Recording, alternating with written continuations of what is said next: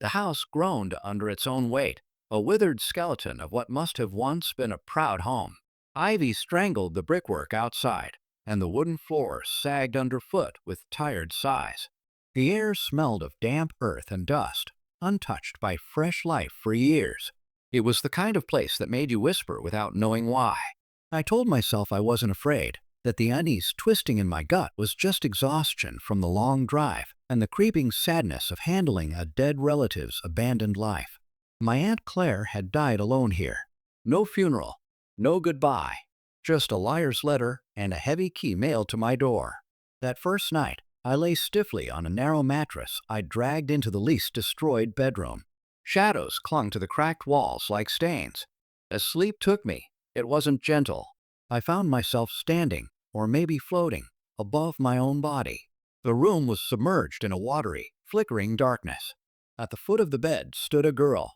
She didn't move, didn't speak, just wept softly, her shoulders shaking. Her hair hung wet and stringy over a face I couldn't see, no matter how hard I tried to focus. And in her trembling hands, she clutched something, a silver chain glinting faintly, its pendant pulsing like a dying star. The sobbing grew louder, echoing inside my skull. I tried to scream, to reach out, to wake up, but the darkness pulled tighter around me like a noose. When my eyes finally snapped open, morning light bleeding weakly through the grimy windows, the dream still clung to me like smoke. My heart rattled in my chest. I sat up, forcing a shaky laugh.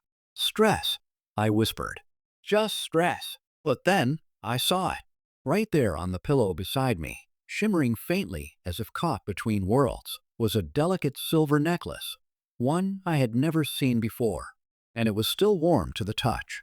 The chain slid through my fingers like water, unnervingly smooth and cool, except for the pendant.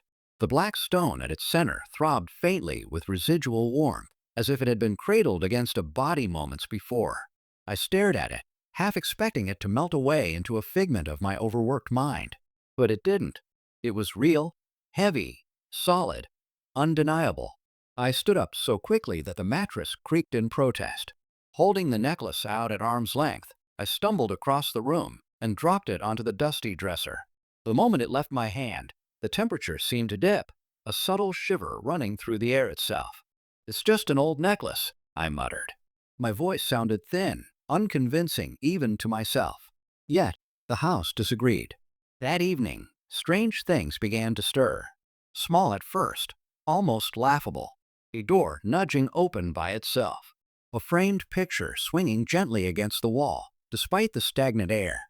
The soft shuffle of footsteps across the upstairs hallway when I knew I was the only one inside. And always, just beyond hearing, a whispering. My name, drawn out in a voice cracked and wet with tears. "Come back. Please come back." I tried to ignore it, tried to rationalize it. Old pipes, shifting foundations, maybe even auditory hallucinations brought on by grief and exhaustion. But that night, as I lay in bed staring at the cracked ceiling, I heard it clear as a knife to the spine, a whisper, right next to my ear. "I'm waiting." I snapped upright, heart thundering, and my eyes started toward the dresser. The necklace was no longer there.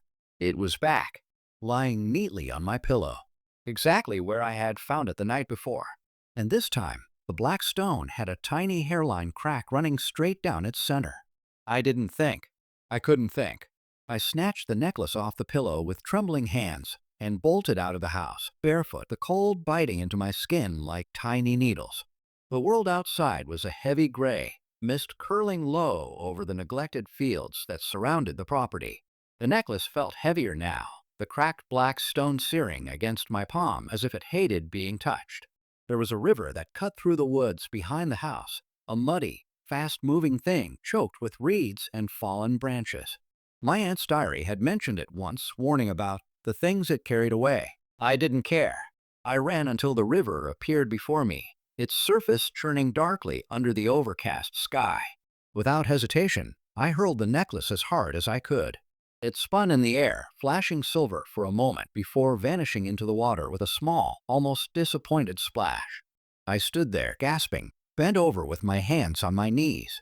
It was done. It was over. A sense of giddy relief washed over me.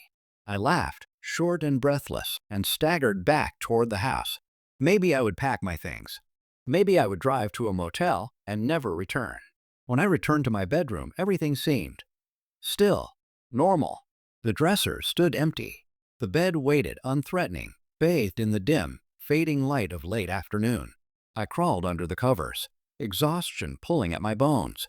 Just sleep, I whispered to myself. It's over. But when morning came, I awoke to a sickening pressure around my throat. Half choking, I clawed at my neck and felt it. The necklace, cold and unyielding against my skin. The chain had wound itself tight, digging into the tender flesh of my throat. In the cracked mirror across the room, I saw them, faint, angry red marks, spiraling like bruised fingerprints across my neck. Marks left by hands that were not my own. Sleep became a battleground.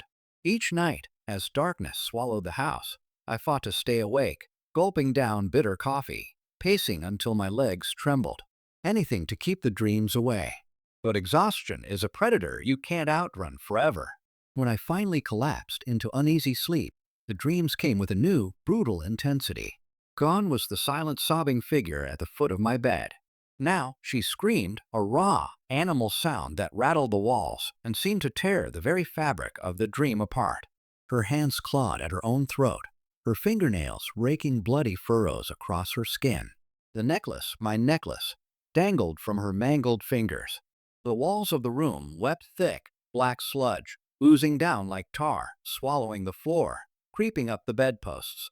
I could smell it, a reeking stench of rot and something worse, something ancient. And then, in the farthest corner of the room, he appeared. The man with no eyes. He stood there in a suit so dark it seemed stitched from the void itself. His face was wrong, a smooth expanse of flesh where his eyes should have been, like someone had scrubbed them clean away. But still, somehow, I could feel his gaze. Heavy, intrusive, cold. He didn't move. He didn't speak. He simply watched. Each night, the dreams grew worse, more vivid, more violent. And when I woke, the black stone on the necklace had cracked deeper. The jagged fracture looked like a lightning bolt frozen mid-strike, creeping dangerously close to splitting the stone apart. I realized, with growing horror, that something was counting down, and I was running out of time. The house had begun to feel like a breathing thing, its walls tightening, its air thickening. Every creak in the floorboards sounded deliberate, as if something unseen shifted just out of sight. I knew I couldn't survive another night like this. I needed answers. Arming myself with a flashlight, I forced open the door to the attic, a hatch sealed by thick layers of dust and a heavy iron latch that screeched in protest. The wooden stairs groaned under my weight as I climbed into the stale darkness above. The attic smelled of mildew and ancient, moth-eaten memories. Dust motes swirled around me like tiny, drifting spirits. Old furniture lay under tattered sheets. Boxes sagged under the weight of forgotten years. I wasn't sure what I was looking for until I found it. Tucked beneath a collapsed trunk, bound in cracked leather and tied shut with a fraying ribbon, was a journal. My aunt's handwriting curled across the cover like a whisper. Claire. I sat cross-legged on the attic floor, heart hammering, and began to read. At first, the entries were mundane recipes, whether complaints, sketches of wildflowers. But slowly, a darker thread wove itself into the pages. Mentions of the girl who visits at night, descriptions of waking with the necklace knotted around her throat, exactly as I had.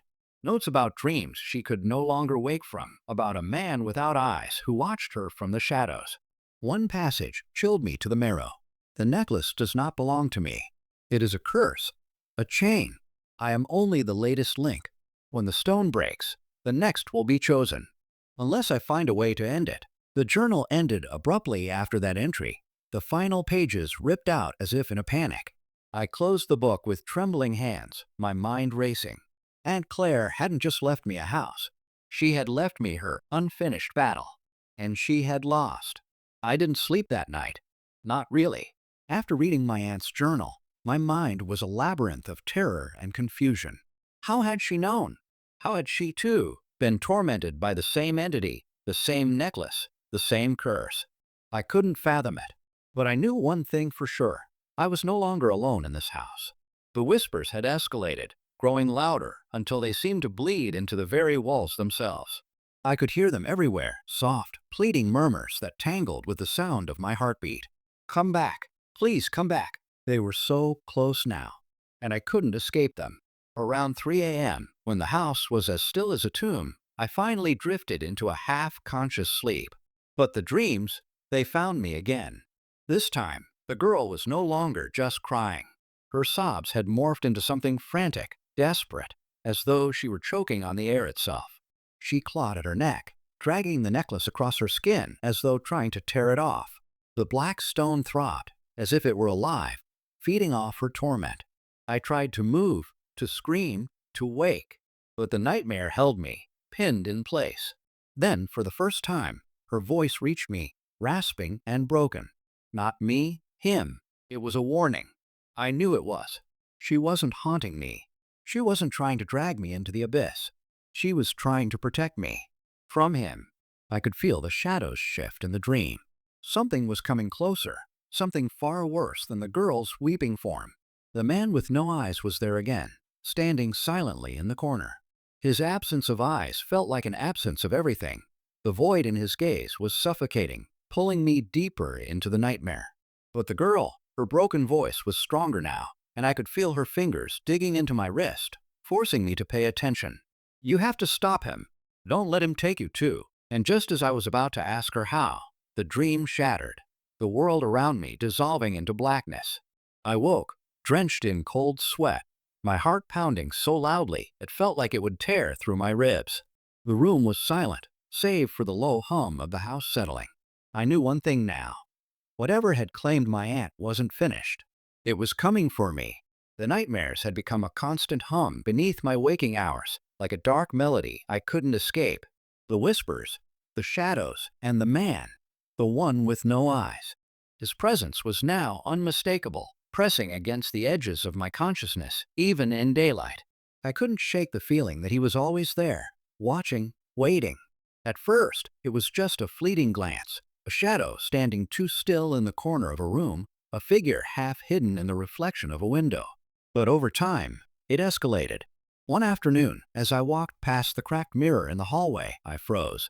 My reflection was distorted as though the glass itself was rippling with something unseen. But when I looked closely, I saw him again, standing just behind me. His absence was more terrifying than any face could be. The space where his eyes should have been was an unblinking, hollow void. His face was smooth, like pale porcelain, unnaturally so. I whirled around, my pulse quickening. There was nothing there. The hallway was empty, as it had always been, but I couldn't shake the feeling that I wasn't alone. That night, the girl's warnings echoed in my ears. Him. Don't let him take you. I sat in my bed, clutching the necklace in my hand, the black stone now cracked almost in half. The air was thick with anticipation. I could feel it deep in my bones. He was coming. I tried to stay awake, but the pull of sleep was too strong. As my eyelids fluttered shut, the nightmare returned with relentless force. This time, he was in the room. The man with no eyes stood at the foot of the bed, towering over me, his presence a suffocating weight that crushed the air from my lungs. His featureless face seemed to warp and shift, as if the void where his eyes should have been was reaching, twisting, pulling. I wanted to scream, but no sound came. I couldn't move. It was as though his gaze, or the lack of it, froze me in place. Then, just before I thought I would suffocate from the terror, the girl appeared. She was no longer crying. Her face was filled with desperation, her hands trembling as she reached toward me. She pulled at my wrist, trying to tear me away from him. You have to run. He's not just a watcher, he's the creator. The words were a warning, and in the moment she spoke them, everything went black. I woke in a cold sweat. The sheets tangled around me like the threads of a nightmare I couldn't escape. But I wasn't alone. His presence was still there, lingering in the air as though he had crossed the boundary between dream and reality. And as I turned to look into the mirror once more, I saw him, no longer in the reflection, but standing outside the window, motionless in the moonlight. His empty gaze was turned towards me, and I knew in that moment that the necklace had only been the beginning. He was here now. Desperation drove me to the brink of madness. I knew I couldn't endure another night of him. The man with no eyes. The cursed necklace that wrapped tighter around my neck each time I woke. There had to be a way out, a way to sever the connection before it consumed me whole. That's when I found him.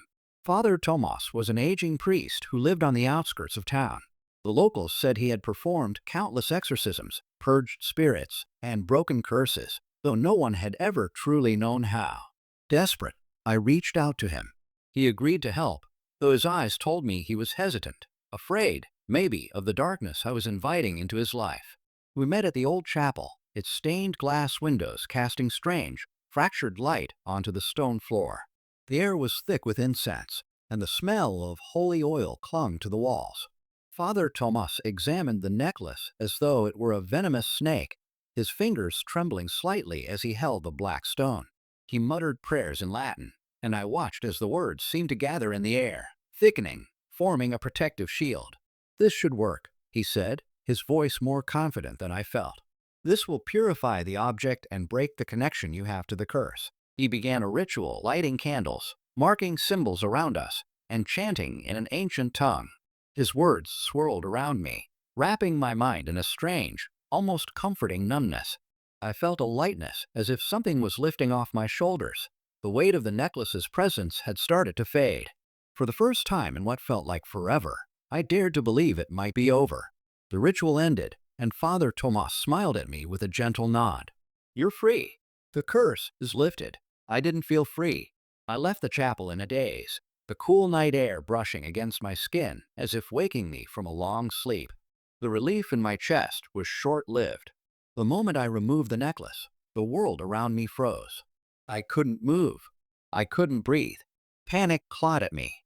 My body was paralyzed, my arms locked stiff by my sides.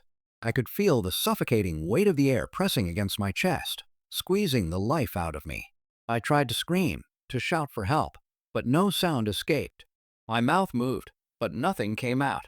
I was trapped, frozen in my own body, my mind screaming for release, but finding only silence. I felt it then, the subtle, cold pressure around my neck. The necklace was back. It had returned. It was never gone. And I knew then that it was never about breaking the curse. It was about controlling it. Father Tomas's words echoed in my mind, twisted and warped now. "The curse is lifted." But it wasn't. The man with no eyes would never let me go. I had no choice but to wear it again. The frozen terror that gripped my body after the ritual was undeniable and inescapable. It was as if the necklace had latched itself to my very soul, and without it, I would remain trapped forever. But when I placed it around my neck once more, I felt the cruel tug of inevitability. The cold stone pressed tighter than before, as if it were squeezing the last bit of freedom from me. I could see it now, clearer than ever. The black stone. The crack. The fracture had grown worse. The jagged line, a dark lightning bolt splitting its surface, stretching wider with each passing day. And it was almost complete. The man with no eyes hadn't just returned. He had claimed dominion over this world.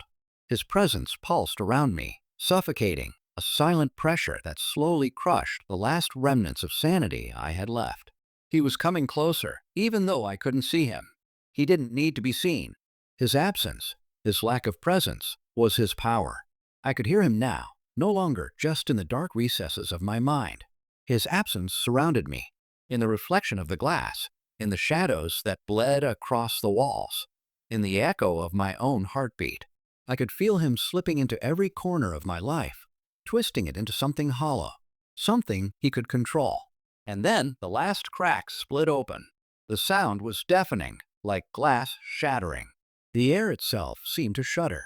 The stone in the necklace, once smooth and whole, fractured completely. The jagged pieces splintered, falling away like shards of glass. I could feel it, the final push. Something beyond human comprehension reached into my chest, pulling, tearing. In the mirror, I saw it. My reflection. But it wasn't me. Not anymore. The figure in the glass twisted, its limbs jerking as though controlled by strings. Its mouth opened, and I felt my own voice, my own soul, being pulled from my throat, leaving only an empty echo in its place. The mirror, my reflection, stepped out. I tried to scream. I tried to reach for the necklace, to break free. But it was too late. The figure, she, the girl from the dreams, was no longer the one standing at the foot of my bed. Now I was the one who was there. I was the one in her place, trapped in the reflection. The glass had become a prison, a nightmare I could never escape. I was lost, a shadow of myself, an empty vessel. And somewhere, far away, the man with no eyes smiled. I am no longer me. The girl at the foot of the bed, sobbing with a necklace in her hand. She is me now. Her voice, once a whisper, now fills the empty space where my own should be. Her soul, her broken body, it all belongs to me. I have become the very thing I feared. The house feels different now. It's not just the creak of the floorboards, the draft of cold air that cuts through the walls. It's the presence of the man with no eyes. He's always there, watching, waiting for the cycle to complete. He doesn't care who wears the necklace, who lives or dies, as long as the cycle continues. The first night after it happened, I stood motionless at the foot of the bed, just like she had, the girl from my dreams. My hand clenched around the necklace, the stone now completely shattered, its black fragments bleeding into my skin. I wanted to scream, to beg for help, but I couldn't. No one could hear me. I am nothing now but a reflection, a shadow. A new tenant moved into the house a few days later, a young woman, eager to escape the city, hoping for peace. I watched her from the shadows, my heart hollow as she admired the old walls, the cracked windows. She doesn't know what waits for her here, in this house that's not just old, but cursed. But she will soon. That night, she will dream of me. She will see the necklace, its silver gleaming in the moonlight as I stand silently at the foot of her bed, just as I once did. The soft sobbing will call to her, just as it called to me. And when she wakes, it will be there, the necklace, lying innocently on her pillow. The cycle will begin again. The man with no eyes will wait. The girl will become her. And in the reflection, in the broken glass of this house, I will never escape. I will always be here, waiting for the next victim to step into the trap. The cycle continues,